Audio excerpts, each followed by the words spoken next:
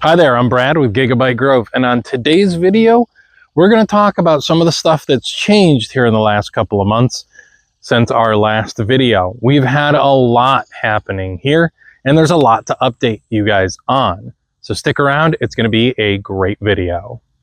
Gigabyte Grove, where the future stands. Gigabyte Grove, where the data flows. Living off the grid, but the Wi-Fi's closed. Sustainable dreams in a connected scene. Innovation blooms in the southern breeze. All right, so some of the main things that's changed is we had a new HVAC system installed. We had a generator installed, which is actually just over my shoulder here. I'll show you guys that in a second. The NOAA APT satellites were retired, decommissioned. So a lot of that stuff's kind of been, a lot of this stuff's kind of been changed. We had things rewired. We had a propane tank put in. We've established our second earth cam on the property in the back, which I'll show you guys in a little bit. But let's start with the generator itself.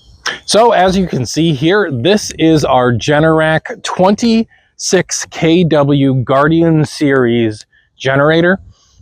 This is propane controlled, and it does our entire garage, so the workshop, temporary workshop, and the entire house, as well as the well pump.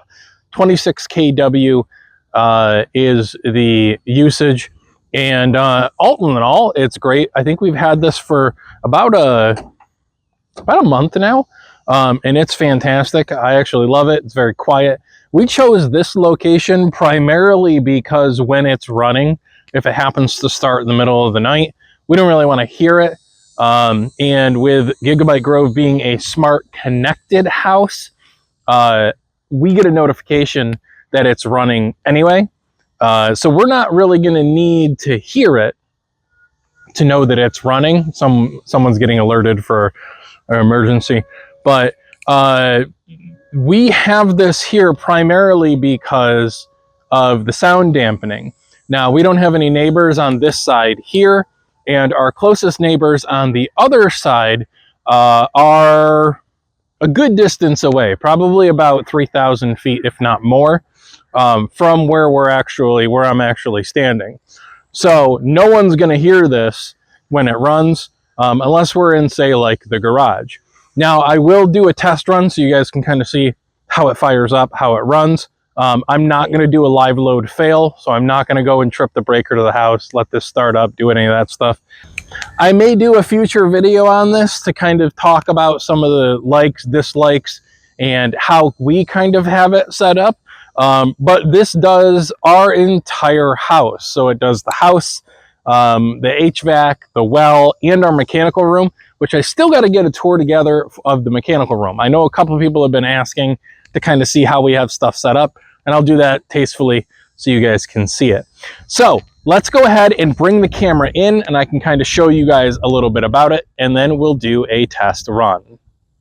All right, so with the Generac generators, they've got these handy little panel here. Most generators do nowadays, but this one specifically, I love it because it's got a two-line LED, or excuse me, two-line LCD that kind of gives you all the information you need to know.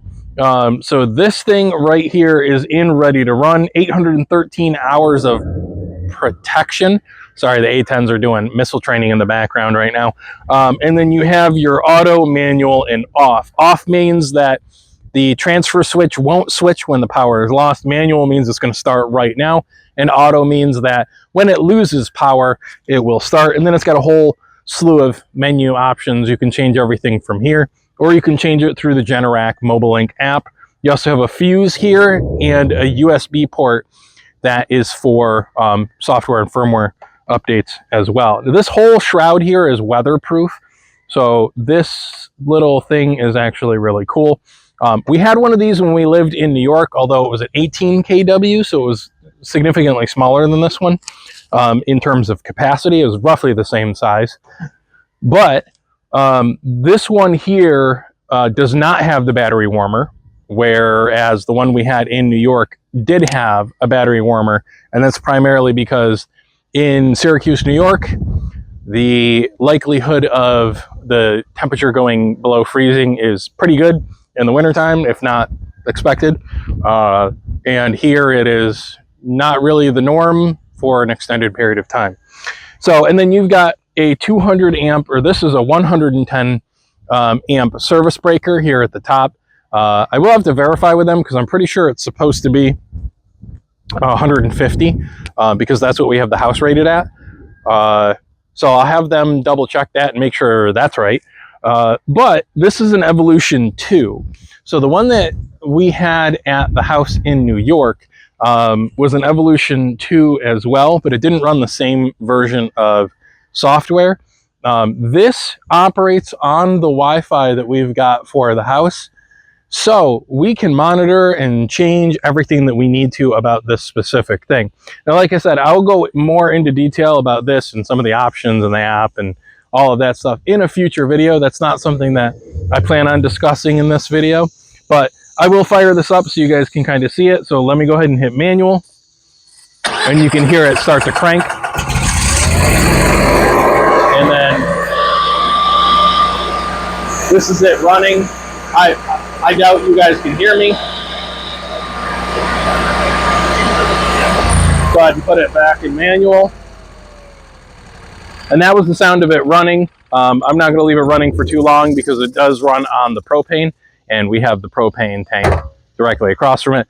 Normally we will lock the shroud, but I have it unlocked for right now. One of the other things that I had noticed, and I kind of missed about the one we had in New York versus this one, is the one we had in New York had outlets on the side, on either side.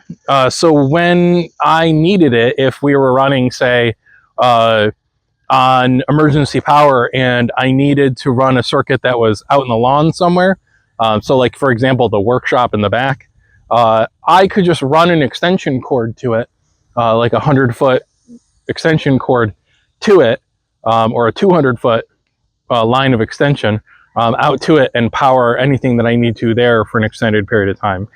Because we have cameras, sensors, our Wi-Fi extension goes out there.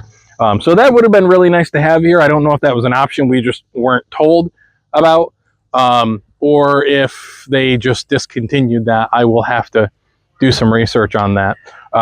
So that is the generator itself. Let's take a look at some of the changes with the antenna system that we have here at Gigabyte Grove.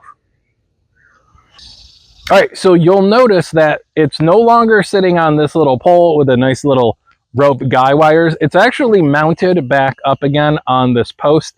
So pay attention to our earth cam there. Wave hi to everybody. But you'll notice that it's back up on the pole where it originally was, but things are going to be a little bit different. So let me go ahead and tilt this up so you can kind of see what I'm talking about. And the NOAA antenna that we had up there obviously is gone now. That is now a wideband antenna.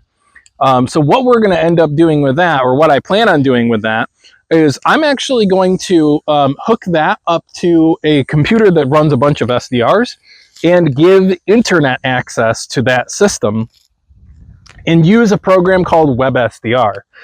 That basically means that anybody with an internet connection can connect to our little SDR system and listen to frequencies here at Gigabyte Grove locally, things that we would be able to hear with our scanners and our radios, as long as you know the frequency. So that is the upper antenna all the way at the top. And then we have our airband, ADS-B, and public safety. MERS and public safety antenna is there as well. You can see that our GOES dish is here, hasn't moved, hasn't changed, still doing a great job. Although I do need to try to see if I can get my hands on a Chromebook or something like that where I can do some like fine tuning. Because I do notice that some of the signals with that are dropping, and I don't know if it's pointing or if it's just maybe the GOES receiver in it is kind of screwed up or something like that, or the not receiver, the GOES LNA, the amplifier. And then off in the distance, you can actually see right here on the other side of the ladder, excuse the ladder, I was doing some work on the antenna systems, but you can see over there we've got a TV antenna for the workshop so that there's no cable here, and we use streaming services for TV.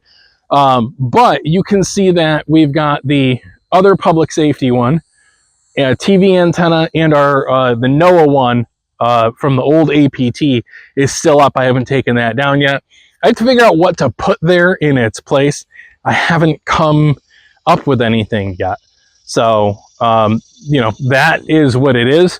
But you can also see that we've got the little wireless dish here. The ladder is actually blocking it, but it's a Ubiquiti dish that is actually broadcasting internet to the building in the back. And then in the building in the back, we have cameras, sensors, Wi-Fi adapters that help us kind of figure out what's going on around the Grove. So we can see the edge of the property. We can see, you know, towards the house, the greenhouse, all of that stuff. So that's kind of what's going on with some of the antennas. So if you've been following us for any amount of time, you know that there is something that irritates the crap out of me and something that I would like to get fixed. And it is the presence of this building and how this well is set up, because that's our well and it's inside a box. I believe that's the concrete form that was used to actually pour it. And then the form never came off because of the events that happened with the previous property owner. But this building actually does nothing other than hold a pressure tank. So I do plan on taking that building down and moving it to here and building a bigger building that'll end up being our well house and communications shed. So that'll end up being where like our internet service comes in, stuff like that. It'll get moved from the garage. We'll have a communication shed here, and then from here, fiber optic into the garage and the house and all that stuff. Kind of like a central location, so that way, you know, they don't really have to worry about any of that stuff. I'd like a central location for all our utilities to come in. Not necessarily the electric, because that's already run, and we have two separate electric ties on this property. That might be like where solar is distributed, but because we have this whole stretch over here, I'm not going to turn the camera, but we have a whole stretch over here where we could install solar panels and they would get coverage throughout the day. So that's something possibly for the future. But right now, the main focus is what to do with these. I want this to come down at some point over the next year or so, because it's one, it's in the way, and two, it's not really functional anymore. It's mostly in the way. When I go to back my truck in, or someone comes for a delivery, or you know, we have a bigger vehicle here, the presence of that being where it is in relation to the driveway, it's generally in the way, and it causes a 3-point turn to become like a 9-point turn. I came in here recently with a much bigger vehicle, and it was very difficult for them to maneuver. They ended up having to come out and drive out across the lawn to do a turnaround rather than just being able to turn around where they were. Tore up my lawn a little bit. So, I mean, it's a preference thing. It's not a necessity by any means, but we have the opportunity. We might as well make the Grove what we want. The plan is, as I had said, building a building around this. So the front edge of this will actually be the wall of the new building, which will actually sit further back that way. So that's kind of one of the big plans that we have. So the last thing that I wanted to touch on is the greenhouse. Now, the greenhouse has been sitting like this since the spring. And the reason is because shortly after I started designing the greenhouse, we had an insane boost in temperature. This was probably the hottest spring and summer on record in South Georgia that they've seen in almost a decade. So a lot of the outside projects that we had planned kind of got stalled because the temperature wasn't cooperating, or it was pouring rain, or you know, there was something financially that stopped us from being able to do it. We replaced the HVAC system. We added a generator, the propane tank. You know, there was always something, some reason that we couldn't get this built And then with how hot it was this summer, just forget it. We ended up saying that we were going to wait until the fall to get it done. But we plan on breaking ground on this in mid-September when it's a little bit cooler. Right now it's probably about 80 degrees outside, which is not normal for the end of August in South Georgia. But I'm not complaining. I'm outside in a long sleeve shirt, and I'm getting ready to mow the lawn here probably within a couple hours. And it is fantastic. It's beautiful. I love every second of it. I keep getting interrupted by airplanes, so let's try to make this quick because I think they're going to be doing a couple more passes. The plan for the floor of the greenhouse is to actually put down some asphalt shingles that were left over from the previous roofing project. And then with that, try to build on top of that. So with the greenhouse, that's something that we want to try to get done sooner rather than later, but it'll be done over the winter. So when the spring comes, Jen will have a video to put together where we can show you the inside. We're going to try to do our best to capture while we're building it. I've got to get Toy or Andrew, our editor, up here to try to help me with some of that stuff. We got a screen in the porch, a couple other things. This, though, is the priority. We got to get this done for Jen. But it's a two-person job because we've got some 4x4s, some 8x8s, some roofing structure, some stuff that needs a second set of hands. And it's stuff that Jen and obviously Caleb might not be up for the task. I ain't got no one else to help me with that stuff. So we're going to do what we can to try to get this built. I did try to get as much done as I can by myself, and that's kind of it. So and then with the heat, like I said, with the heat, it's been insane. But this will be coming soon. We're going to be doing some garden beds around the outside. Jen wants to do sunflowers. And then out here, I know you guys can't see off camera here, to the left of the greenhouse is where we're going to try to do fruit trees. So we'll do things like apples, oranges, lemons, limes, peaches, stuff like that. We want to try to, cherries is another big one. We all love black cherries. So we want to try to grow that stuff on our own and invest the time and energy to really do that. So we've been doing a lot here on the Grove. Jen has a bread maker now, so she's been making bread. I think she'll be making a video on that soon. She made a coffee creamer, which was phenomenal. I had some of that this morning with my coffee, and it's really, really simple. So she might share a recipe on how she made ours. And then, you know, we've got a million other things going on. Caleb's got some content he wanted to try to put together. But for a 7-year-old, I don't know how interesting that's going to be for an adult, but for kids, it might be something they're interested in seeing. But we'll do our best to try to get some Caleb content out there. We have the table that we had talked about last year that we were going, or not last year, but previously in the spring, that we want to stain. We still have that to do. So maybe we'll make a video on that as well. It's been so hectic that we haven't had the opportunity to really sit down and do these things, but also manage the camera. So, you know, it's not that we're not doing things, we're doing things, but they're moving so quickly that we don't have the time to record what we want to record and document what we want to document. You know, we have photos and stuff that we can post on Facebook, but there's not going to be enough for us to make a video, unfortunately. Life is moving so fast right now with some of the stuff that we've got to get done before hurricane season started, and now that hurricane season is here because it's the end of August, stuff that we've got to try to rush to get done before hurricane season. And then once hurricane season is over in December, I think is when it's going to seriously start slowing down and we can start making some serious content again. I do plan on recording the video for the web SDR when I go ahead and set that up. I have a couple of videos that people have asked me to make. One is on the Goes system that we have, so how we made the HughesNet dish or the GoesNet dish, and how we set up our Goes receiver to receive Goes 19. So I plan on making videos about that. Let me know in the comments below if that's something that you actually want to see.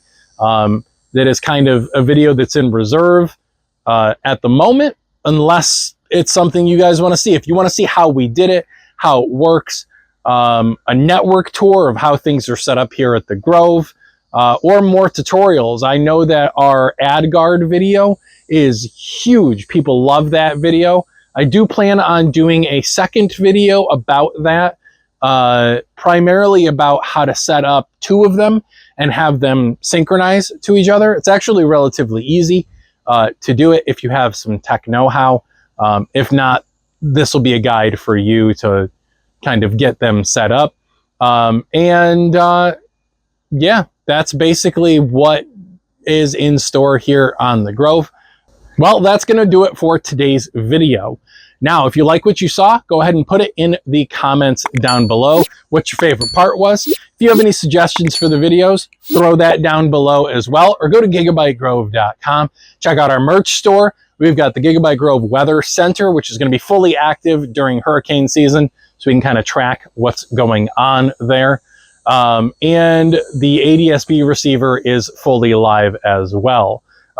If you have ideas for what to replace our NOAA APT system with, what cool thing that you would enjoy, let us know. I'm genuinely interested in hearing what kind of cool technology people might be interested in. I do know that the web SDR that I plan on setting up, I'll make a full video on that. That'll be something that'll be available probably around most likely the end of October would be about the time that it would come out. And then probably the beginning of November is when you guys would actually see the system in operation. I do plan on making some other smart devices by hand with some programming. Primarily a driveway sensor is one big one. I want to try to dive into ESP32, which is a kind of like a Raspberry Pi, but much smaller and completely programmable. And I want to mess around with LoRa. So LoRa. So if you guys have any tips on things to try or cool little nuanced things that we can tackle here on the channel, drop those in the comments down below. And until next time, we'll see you guys around the Grove.